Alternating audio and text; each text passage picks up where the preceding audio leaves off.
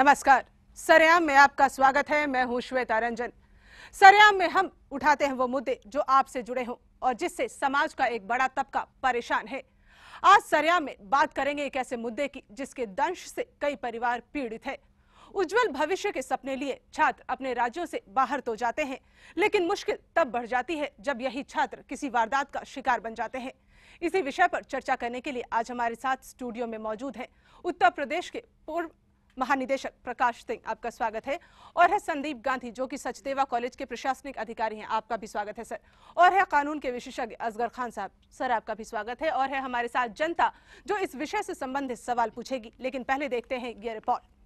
पटना से दिल्ली मेडिकल की तैयारी करने आया एक छात्र जो संदिग्ध अवस्था में आकाश इंस्टीट्यूट की छत पर मृत पाया गया।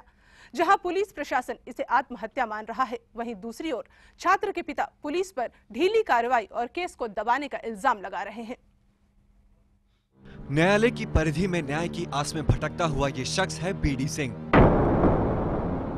इन्होंने 2005 में अपने लाडले बेटे मनोज कुमार को पटना से दिल्ली मेडिकल की तैयारी करने के लिए भेजा। मनोज का दाखिला आकाश इंस्टीट्यूट में कराया गया, लेकिन किस्मत को कुछ और ही मंजूर था। जब तक मनोज की मेहनत और सपनों को कोई आयाम मिल पाता, उससे पहले ही उसकी हत्या कर दी गई। दरअसल 13 सितंबर की शाम मनोज अपना क्लास खत्म करने के बाद जब घर जा रहा था तो उसे याद आया कि उसकी कलम क्लासरूम में ही छूट गई है, जिसको लेने के लिए वह वापस लौटा। लेकिन काफी समय गुजर जाने के बाद भी जब मनोज नहीं लौटा तो उसकी खोज खबर ली गई। तब उसका शव आकाश इंस्टीट्यूट की छत पर पाया गया। बॉडी को देख करके देखे आकाश इंस्टीट्यूट में जब आए, जब हम छत पे गए आकाश इंस्टीट्यूट के, उसमें मेरा सिक्स सेंस काम किया कि नहीं, इसको तो मर्डर कर दिया गया है। कि शुरू से ही इस केस को तो लोग प्रूफ करने के चक्कर में सुसाइड है, बट फैक्ट था कि ये तो मर्डर है। तो उसी समय आयोग को बोला कि नहीं, ये मर्डर है। तो उसके बाद में फिर नीरज ठाकुर जी के वहाँ गए उसी दिन करीब 5 बजे करीब में। तो बोले कि सर इसको सही जांच के हम तभी चले जा रहे हैं पटना। तो I have a faith on that. बोले कि हाँ will look into this from the all the angles. तो हम विश्वास करके फिर हम पटना चले गए। मनोज की हत्या हुई है या उसने आत्महत्या की है, इस बात की चर्चा लगातार अखबारों में पंक्तिबद्ध होती गई। लेकिन इस मामले में सबसे चौंकाने वाला पहलू है पुलिस का रवैया। पहले तो पुलिस ने इसे खुदकुशी मानकर चुप्पी साध ली।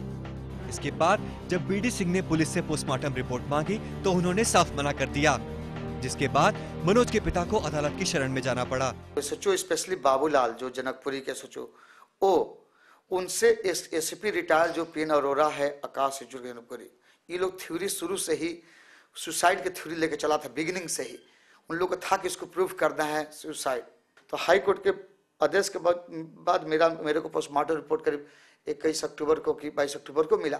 उसमें क्लियरली लिखा हुआ मर्डर केस, फिर भी पुलिस नहीं दर्ज की मर्डर केस। फिर दोबारा मेरे को फिर हाई कोर्ट जाना पड़ा, तब हाई कोर्ट फिर आदेश दिया, तो मर्डर केस जाकर के 2 दिसंबर को रजिस्टर हुआ। ये लोग कभी भी सही जस्टिस नहीं करेगा, ये बिक चुकी है। आकाश इंस्टीट्यूट वाले पैसा से खरीद चुके हैं और रिपुटेशन को अपने सेव करने के लिए जेसी चौधरी और पीएन अरोरा उसका दोनों मैनिपुलेटर है, जो कि एक एक्स रिटायर एसपी है दिल्ली पुलिस का।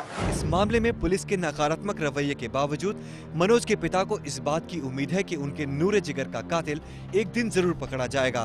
मनोज कुमार की हत्या के मामले में पुलिस के नकारात्मक रवैये को देखते हुए उच्च न्यायालय को हस्तक्षेप करना पड़ा, लेकिन इसके बावजूद पुलिस जांच में अब भी गैर जिम्मेदाराना रवैया अपना रही है। सरेआम के लिए दिल्ली से रविशंकर कुमार, जनमत।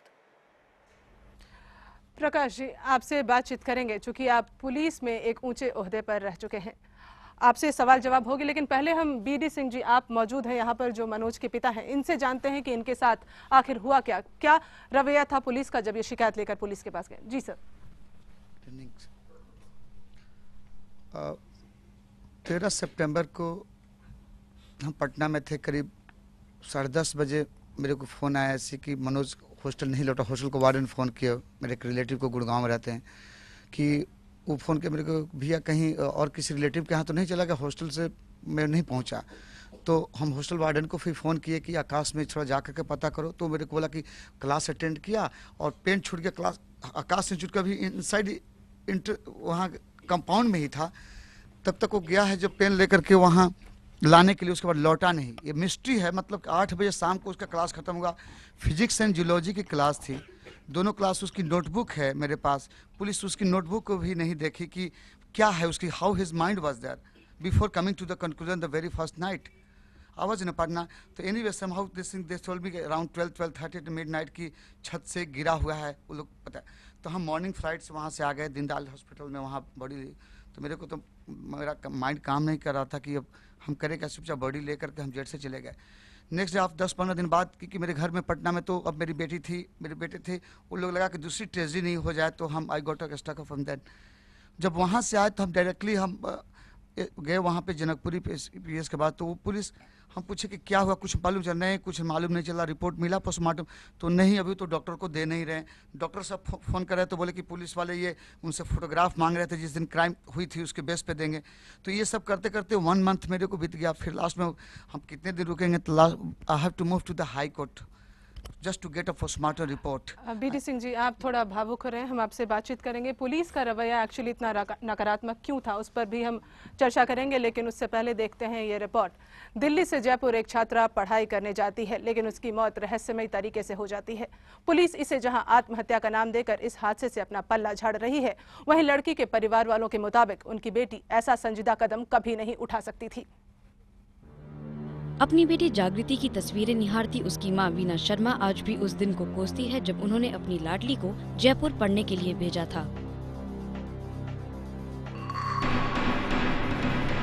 14 अक्टूबर को जागृति के पिता केवल शर्मा को खबर मिलती है कि उनकी बेटी ने आत्महत्या कर ली है।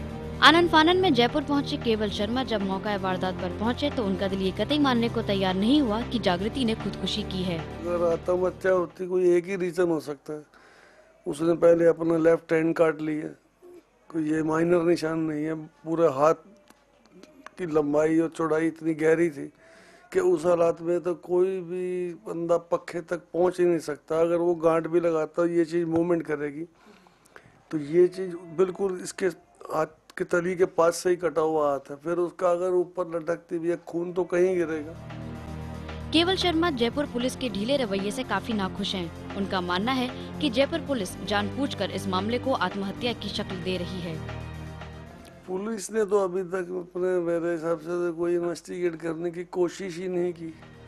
जागृति के परिवार वाले अब बस ये चाहते हैं कि उन्हें जल्द से जल्द न्याय मिले ताकि जागृति की आत्मा को शांति मिल सके।